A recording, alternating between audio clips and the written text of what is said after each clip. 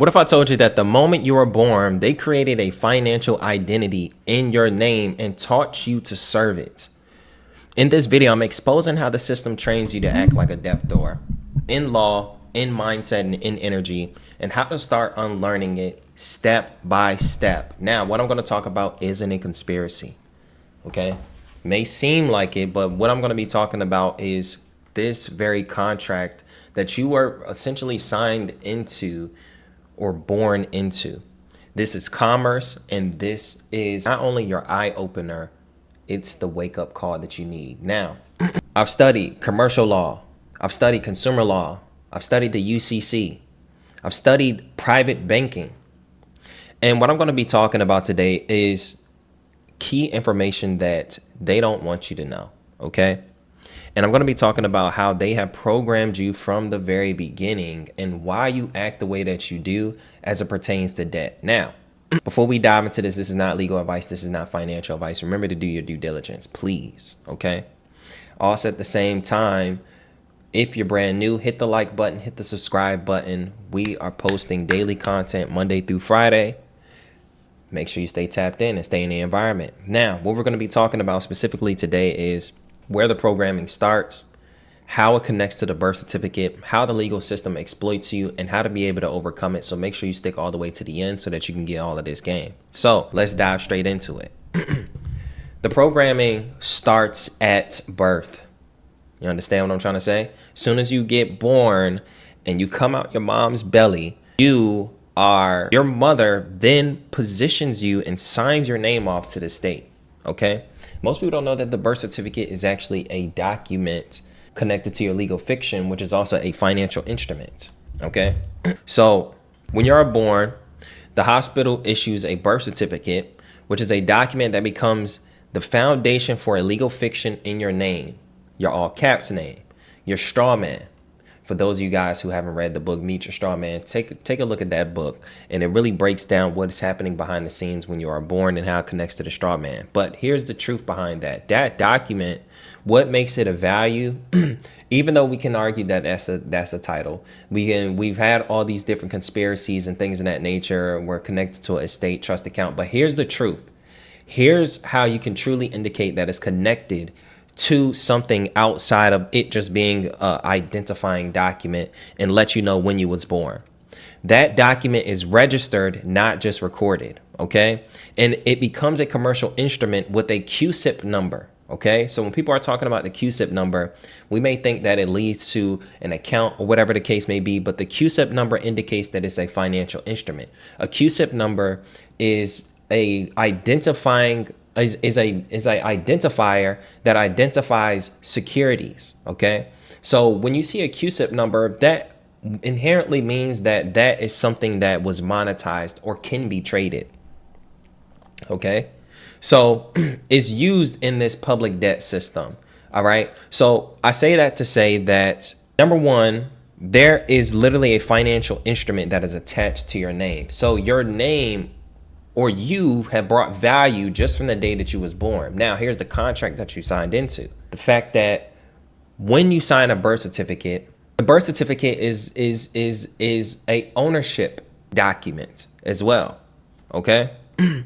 So I also want to bring up the fact that this creates a dual identity. The living soul, which is you, living and breathing, and then your legal entity, which is your straw man that is attached to your birth certificate.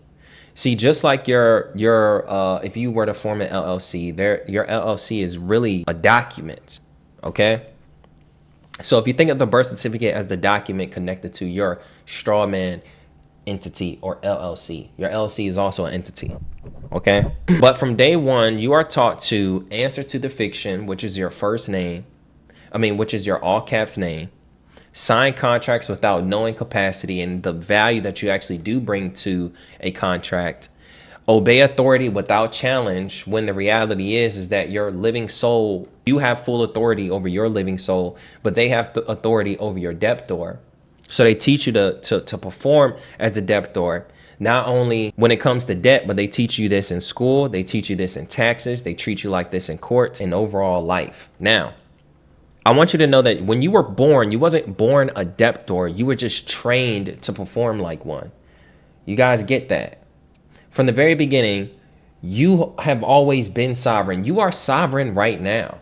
And no, you're not. And I say this not so that you can go on a tangent of this sovereign citizen argument. And the only reason I really am adamant and strategic about using the word sovereign is because it doesn't have much legal merit behind it in the aspect of like starting off your argument with sovereignty. Okay? But you already are sovereign. It's no form of paperwork that you need to do, that you think you need to do in order to become sovereign. There are some paperwork and some steps to take to put the public on notice, but I want you to know that you already are sovereign, okay? You already bring the value. You don't have to do all this extra paperwork in order to prove that you are a secured party creditor, because the reality is that a bank can't make money without the people, okay? That's the proof and the indication enough. But what we don't do is we don't maneuver as if it is, as if we already are that. We think that we need to do all of these different steps before we start acting as such, or else we'll just act as the debtor. Okay? Now, here's how the legal system exploits the training. Okay? Number one, the debtor already assumes liability. So if you are seen as the debtor, you are liable for whatever it is that you're indebted to. Okay? The debtor always owes, and the system is designed to assume that you are your straw man. It's also it's assumed that you accept that role of surety, debtor, and default to liability unless rebutted. Okay? It's a key word, unless rebutted. Because you only default if you are silent for the most part. If you at least say something, you combat and you challenge them, then it opens up the floodgate for questions to be asked and answered, and it opens up the floodgates for negotiation. Okay? That's why we do everything that we do, so we can understand our positioning so that we have some negotiation power. Okay? You have more negotiation power than you think you do. Given the fact that there's a birth certificate in your name is the reason why you're able to get credit.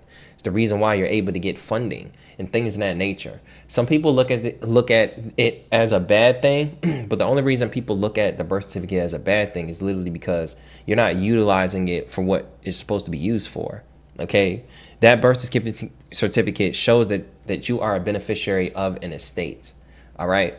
But you're not going to receive the benefit how you think you are. You may think that it's going to be attached to millions of dollars, but that's not the case. So this typically shows up when you go to court and you say, I am John Doe, instead of saying, I appear on behalf of John Doe. So I'm Nicholas Burns. If I go in there and they summon me and they say, hey, can Nicholas Burns please, when I call your name, please say I'm here, whatever the case may be.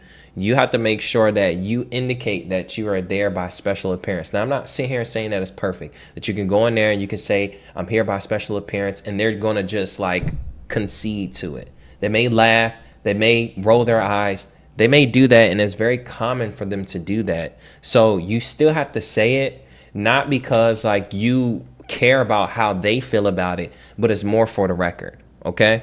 Another thing that we do that automatically puts us in a jurisdiction is we argue about the amount and not really about the authority or the standing, okay? The authority or the standing is a higher level of an argument than focusing on the amount or if you are supposed to pay or not. You get what I'm saying?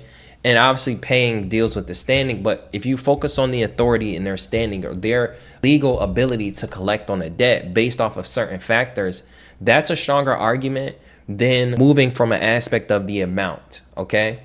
Because that birth certificate was created, because there is a straw man or a debtor, the debtor is your straw man. The only thing that can truly be a debtor is your straw man. Because your straw man, or from the very beginning, you contracted to that unknowingly, or your mom did. Now, another thing that we do is we accept every contract without knowing it's a contract. You know what I mean? Like even them your mom signing your birth certificate over and even giving attaching you to an SSN, that was a contract that your mom didn't know. She thought she was doing it because she had to.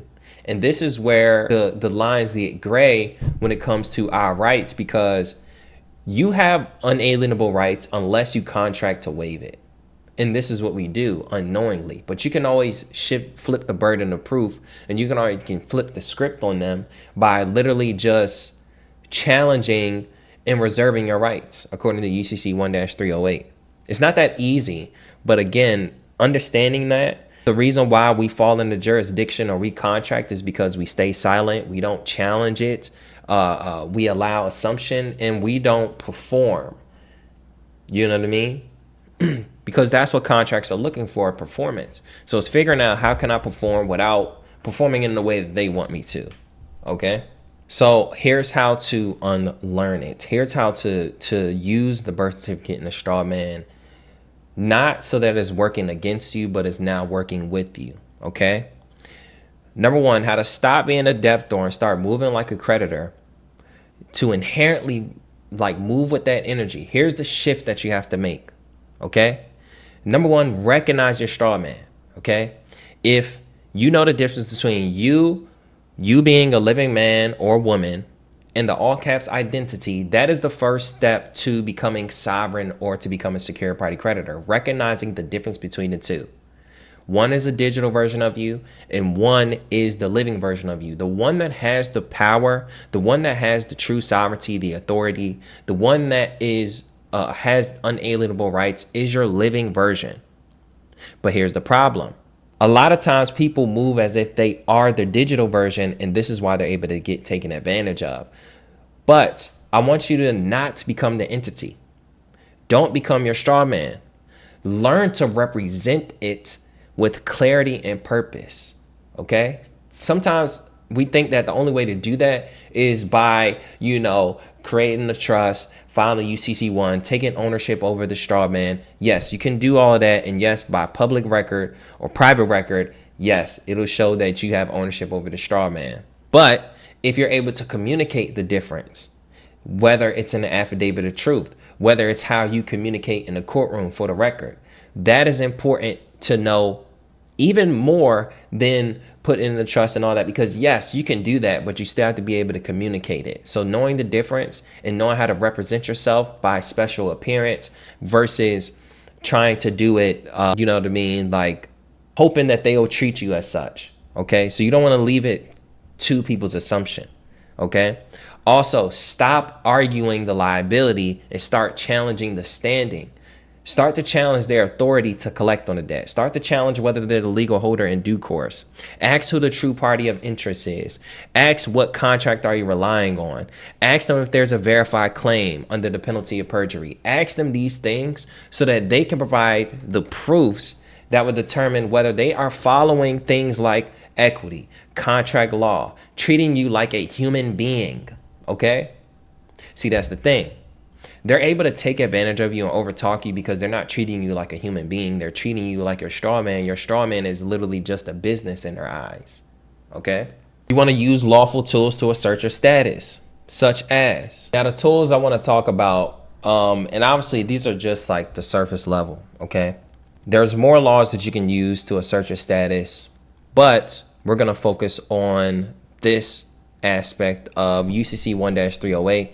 Performance or acceptance of the reservation of rights. You're pretty much saying, hey, look, when you put without prejudice, under protest, or UCC 1-308, you're essentially saying that, hey, look, I reserve my rights, okay? And anything I do not know of, I do not agree to, basically. Okay, so I don't waive any of my unalienable rights. That's number one. Okay? Number two is understanding what a presentment is. When you send a letter to a company, okay, especially when you are challenging the status, right? A presentment is a demand made by or on behalf of the person entitled to enforce an instrument, to pay an instrument made to the drawee, obliged to pay the instrument, okay? But long story short, the key thing that I want you to understand is a demand, okay? It means a demand made by or on behalf of the person entitled to enforce, okay?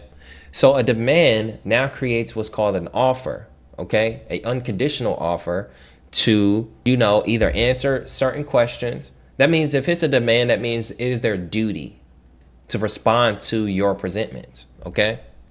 So here's the presentment that I would send. I would send a affidavit of truth, okay? For those of you guys who don't know what an affidavit of truth is, it's pretty much laying out the facts, right? And this is how you can assert that status, by simply putting in your affidavit of truth your truths. And if it goes unrebutted, point for point, then everything that you put in this affidavit of truth stands as truth, okay? So here's some things that you can put, and obviously you can put more truths if you have it, but just plain and simple, I have no verified knowledge of a lawful contract, agreement, or obligation between myself, your agency, or alleged original creditor. I have never received full disclosure, consideration, and a wet ink signed agreement proving the meeting of the minds. I dispute the alleged debt in its entirety and assert that it may have been satisfied, bonded, discharged, securitized, or otherwise settled. And I am unaware of your lawful claim your office has that supersedes my rights under contract, commerce, and constitution. I am not my all caps name only and a representative, okay? Another truth, I am a living man and woman, declare the following to be true, correct, and complete to the best of my knowledge. If I put these truths down and you don't rebut it, then everything is true. Okay, unless you can prove these point for point, it is true. Okay, and you got to give me some identifying evidence that will prove that.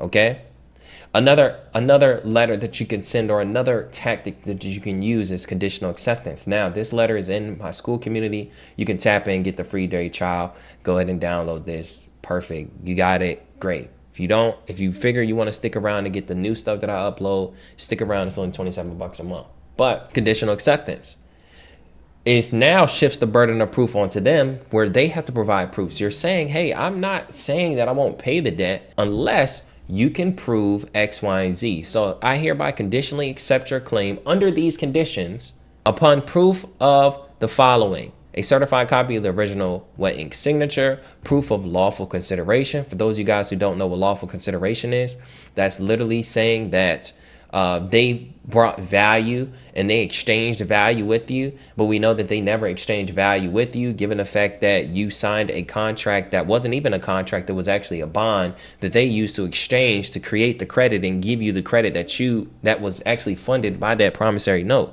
So technically they didn't use their own reserves, so technically they don't have true consideration. You brought all the value.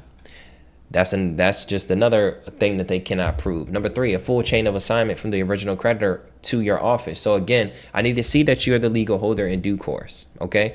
Proof of full accounting and ledger under UCC 9-210, showing all debits, credits, discharges, and insurance payouts.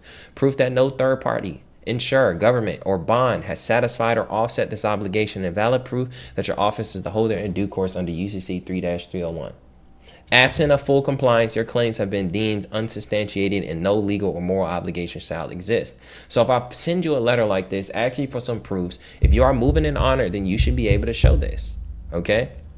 Now, why am I talking about this in the aspect of your birth certificate? Because when you think about your straw man and your birth certificate, the reason why we are unknowingly, in these jurisdictions is because we are being treated as one of our entities, the one that they created, the one that doesn't have rights. But this is what your living soul can do.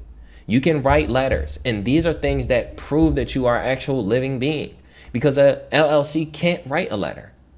Okay? An entity can't write a letter, but a living person can. And if a living person writes their truths on a piece of paper and one person and the other person cannot debunk the truth, then it's true. That's what the law says. Okay? So those are some of the tools that you can use to challenge standing in jurisdiction. Yes, that was particularly about credit, but you can shift the same when it comes to your standing. Now, another thing that you must do is shift your mindset. You're not here to prove your innocence. You are here to get the proofs of claims, because you're actually trying to fulfill your obligation. That's how you should move. Hey, I want to fulfill my obligations, but I don't want to fulfill it if this is some fraudulent stuff going on. Okay? Also, don't act as if you are a beggar and trying to ask for permission. You are the beneficiary. Just move as such and just demand what it is that you should be getting. Okay? You are also not the debtor until you agree to play that role. Once you agree, then yes, they can pretty much call you the debtor. All right? Now, I want to talk about the spiritual side and we'll pretty much wrap this up, because my whole goal behind this is to really shift your mindset, to make you think outside the box and be able to use this as a tool to your better growth. Because maybe this tool to your better growth may not be an aspect of you not paying debts anymore. Maybe you're good on that. But to be able to think outside the box, if you're able to think outside the box, imagine what other things you can think outside the box from. Imagine other things that you can accomplish. So let's dive straight in. Most people think that debt is just paperwork, courtrooms, and contracts, but the truth is commerce is really a reflection of your consciousness, because it's an energy exchange. When you are discharging debt, you're actually reclaiming your status. My bad, I had got a text. Where was I at? So it's not just paperwork, courtrooms, and contracts, but the truth is understanding that it is really an energy exchange, okay? It's less financial, it's more energetic. So if you understand that aspect, then this is exactly why you should learn this information so that you can reclaim that energy back. And I know I'm probably repeating exactly what I just said, but that's the point where I'm at, okay? So commerce is like is like the mirror to internal agreements. So the moment you're born, you're taught to obey, conform, and perform.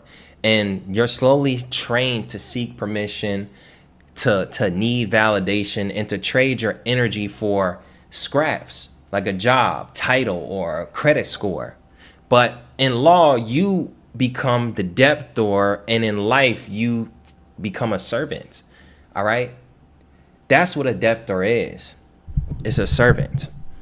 And energetically, you are always in a deficit. You're always in a position of having to give up yourself. You can't even fill up your cup all the way because you constantly have to give your time, labor, and your attention. So your time, labor, and attention, that right there is literally the true energy source and the true currency.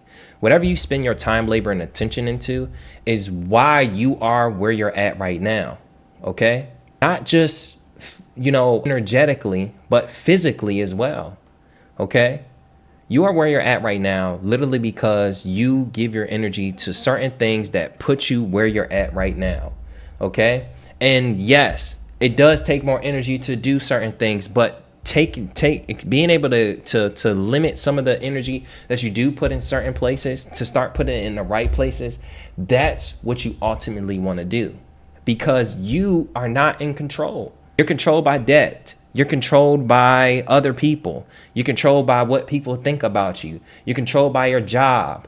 But the true freedom is when you are in control of where you put your time, labor, and attention into. This is why I talk about this today, okay? Because it's almost like they took you through this psychological conditioning. You dig what I'm saying? To where you are conditioned psychologically, okay? So when you think of contracts, it's an energy exchange, all right? Every interaction is a contract. Every interaction is a contract. When you accept an offer without question, it becomes binding. When you stay silent, you can and you don't respond back, you consent, or they can assume you take liability.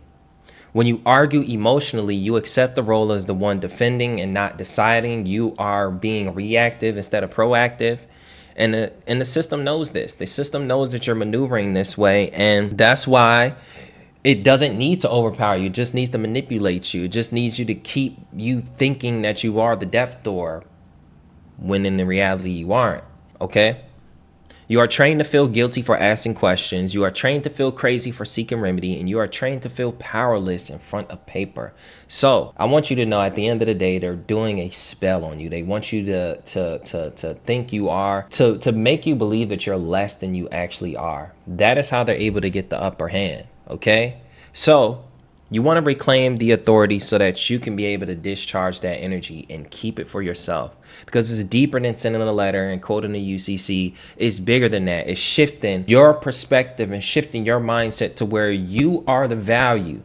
If you understand that you are the value, can't nobody take advantage of your value. Okay, this is true self-love. All right, so with all that being said, I want to leave you all with this. Okay, make offers instead of begging. Your conditional offer, your conditional acceptance, your negotiable instrument, that is your offer. Stand in truth instead of fear. Just move truthfully.